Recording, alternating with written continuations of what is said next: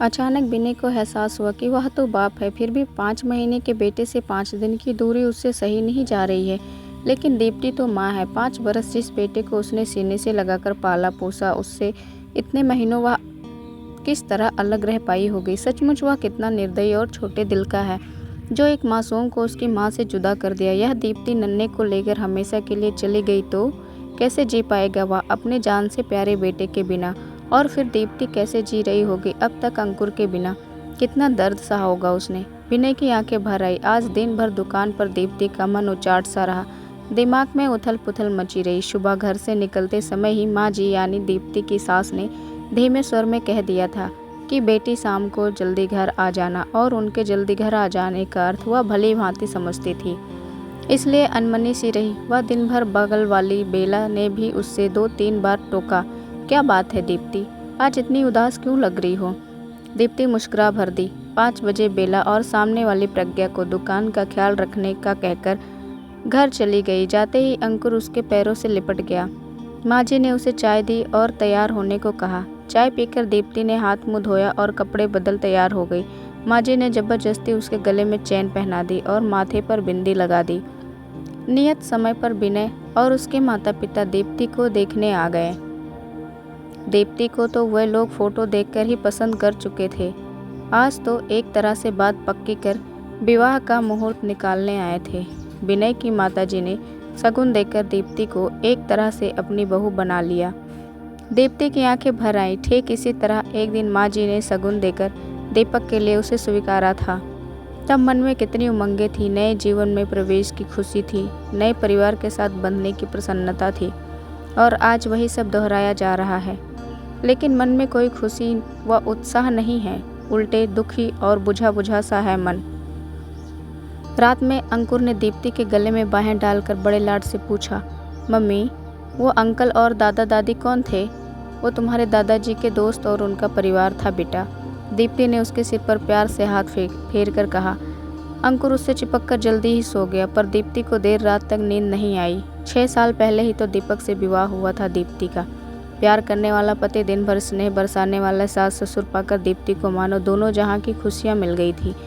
बचपन में ही दीप्ति के माता पिता की मृत्यु हो गई थी। वह मामा मामी के यहाँ पली बढ़ी। उन्होंने उसे बहुत अच्छे से रखा। फिर भी दीप्ति का मन किसी को माँ पिताजी कहने को तरसता रहता। शादी के बाद दीपक के माता पिता ने उसे भरपूर प्यार दिया। दीपक उनका इकलौता बेटा था। दीप्ति के रूप में उन्हें बेटी भी मिल गई। साल भर के अंदर ही अंकुर का जन्म हुआ। दीप्ति और दीपक के प्यार का अंकुर। दीपक बेटी चाहता था, फिर भी वह बेटे के जन्म पर खुश हुआ। उसी ने बहुत लाड से उसका नाम अंकुर रखा। अपने नए परिवार में दीप्ति बहुत संतुष्ट और प्रसन्न थी। सबके प्यार व अंकुर के लालन पालन में वह अपने बचपन के अभाव और माता पिता की असमय हुई मृत्यु के हादसे को भूल गई थी। अब जीवन से दीप्ति को कोई शिकायत नहीं थी। हर तरह से सुख समृद्धि और संतुष्ट थी वह। लेकिन क्रूर होने को दीप्ति का यह सुख रास नहीं आया। मामूली से बुखार में एक दवाई के रिएक्शन से दीपक की हालत ऐसी बिगड़ी कि मात्र 3 दिनों में ही वह चल बसा। दीप्ति का मस्तिष्क शून्य हो गया। 4 दिन पहले का हंसता खिलखिलाता दीपक यूं अचानक ही चला गया कि आज दुनिया में कहीं उसका नामो निशान तक बाकी ना रहा। दीप्ति की दुनिया उजड़ गई। नन्हे अंकुर का रोना अब भी उसको सुनाई देता था। मात्र 2.5 साल का ही तो था वह, और उसके सिर से पिता का साया उठ गया।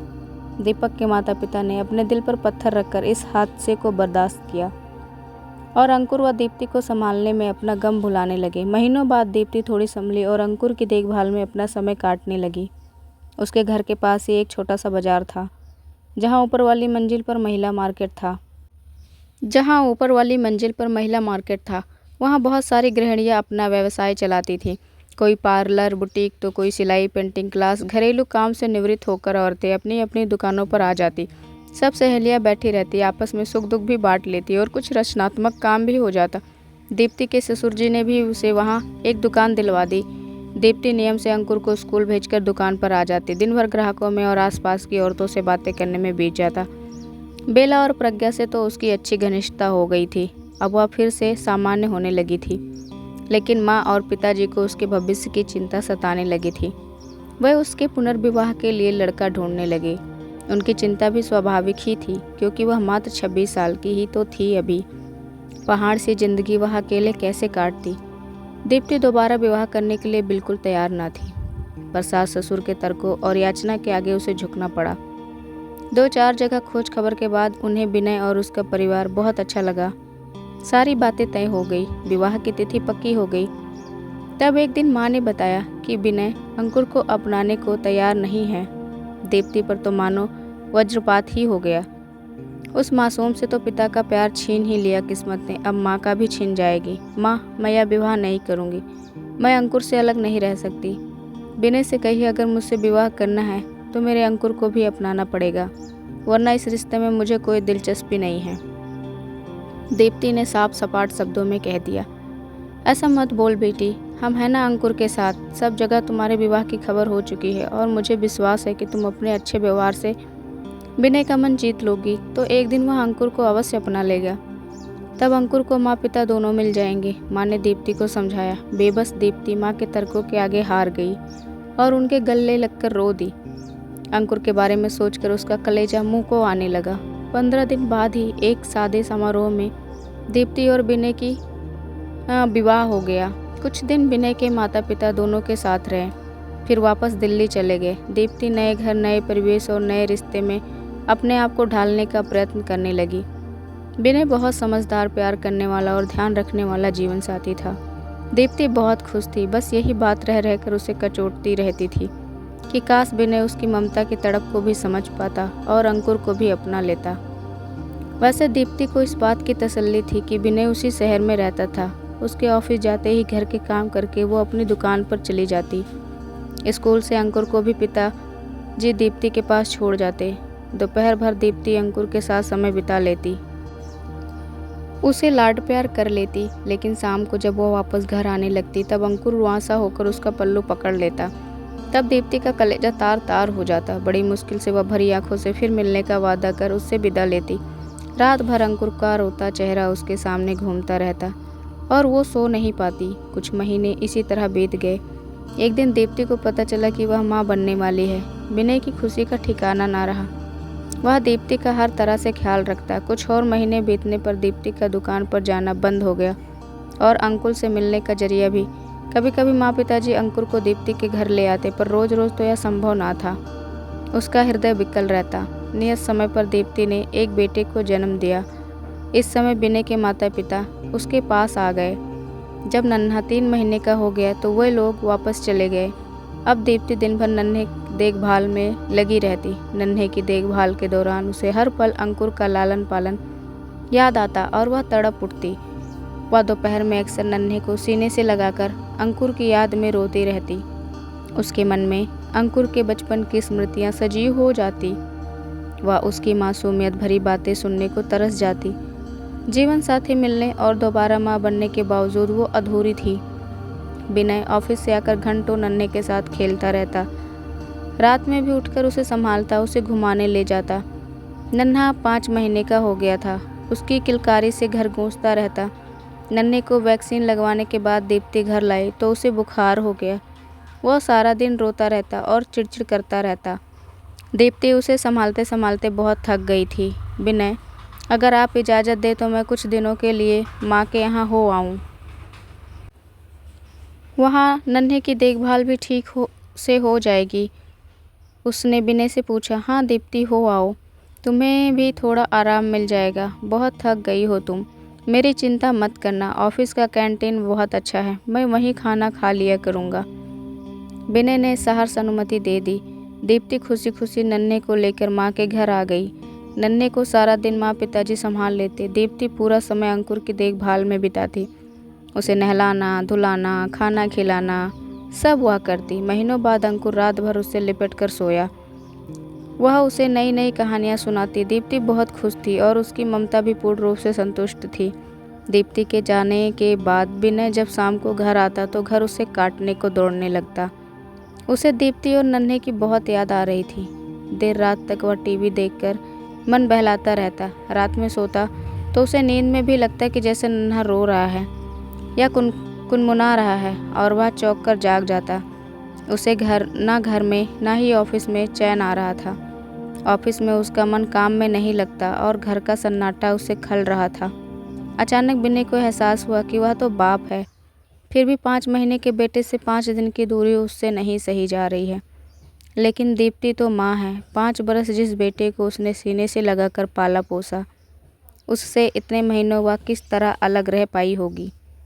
सचमुच वह कितना निर्दयी और छोटे दिल का है, जो एक मासूम को उसकी माँ से जुदा कर दिया। यदि दीप्ति नन्हे को लेकर हमेशा के लिए चली गई तो कैसे जी पाएगा वह अपने जान से प्यारे बेटे के बिना, और फिर दीप्ति कैसे जी रही होगी अब तक अंकुर के बिना। कितना दर्द सहा होगा उसने। विनय की आंखें भर आई। वह दीप्ति को अपना मान सकता है तो उसने उत्पन्न अंश को अपना क्यों नहीं मान सकता। कैसे वह इतने छोटे मन का स्वार्थी हो गया। उसे पश्चाताप होने लगा। अगले ही दिन विनय दीप्ति के घर जा पहुंचा। नन्हे को गोद में लिए दीप्ति अंकुर को मान मनुहार करके खाना खिला रही थी। उसके चेहरे पर ममत्व की एक अलग ही चमक झिलमिला रही थी। विनय ने उसे इतना प्रसन्न कभी नहीं देखा था। वह मुग्ध होकर दीप्ति को देखता ही रह गया। आज तक उसने एक माँ से यह गौरवमयी आंतरिक प्रसन्नता छीन रखी थी। वह गलाने से भर उठा। विनय पर नजर पड़ते ही दीप्ति का चेहरा बुझ सा गया और अंकुर ने भी सहम कर उसका आंचल पकड़ लिया। विनय ने मुस्कुराकर अंकुर के सिर पर हाथ फेरा तो वह दीप्ति से सटकर खड़ा हो गया। तुम्हारे बिना घर बहुत सूना सूना लग रहा है। अब तो नन्हे की तबीयत भी ठीक है, चलो घर चलें। विनय ने दीप्ति से कहा। आप माँ को ले जा रहे हैं? अंकुर की आंखों में आंसू भर आए। केवल माँ को ही नहीं बेटा, आपको भी घर ले जाने आया हूँ। अब तो आप भी माँ के साथ ही रहेंगे, विनय ने प्यार से कहा। सच अंकल? अंकुर प्रसन्न हो गया। अंकल नहीं, पापा बोलो बेटा, मैं तुम्हारा पापा हूँ, विनय ने उसे गोद में उठाकर प्यार से कहा। दीप्ति आश्चर्य से विनय की ओर देख रही थी। मुझे माफ़ कर दो दीप्ति, मैं बहुत स्वार्थी था। आज तक मैंने माँ बच्चे को एक दूसरे से अलग रखा। मैं तुम्हारा अपराधी हूँ। नन्हे से अलग होकर मुझे अपने बच्चे से दूर रहने के दर्द का एहसास हुआ। मैं अपने दोनों बेटों को घर ले जाना चाहता हूँ। नन्हे के बिना मैं 4 रात नहीं रह सका। तुम अंकुर के बिना साल भर तक कैसे रह पाई होगी। बस अब तुम्हें और तकलीफ नहीं दूंगा। विनय के स्वर में क्षमा याचना थी। दीप्ति इस अप्रत्याशित खुशी को पाकर रो ही पड़ी। मैंने कहा था ना बेटी, एक दिन सब ठीक हो जाएगा, माँ और पिताजी कमरे में आते हुए बोले। अंकुर विनय के गले से लिपट गया, नन्हे को सीने से लगाया। दीप्ति यह दृश्य देखकर भाव विभोर हो गई। आज उसे लग रहा था उसका परिवार पूरा हो गया। कैसे लगी आप सबको ये कहानी, कमेंट करके ज़रूर बताएं। जय श्री राम, जय हनुमान जी। मिलते हैं आप सबको अगली कहानी में।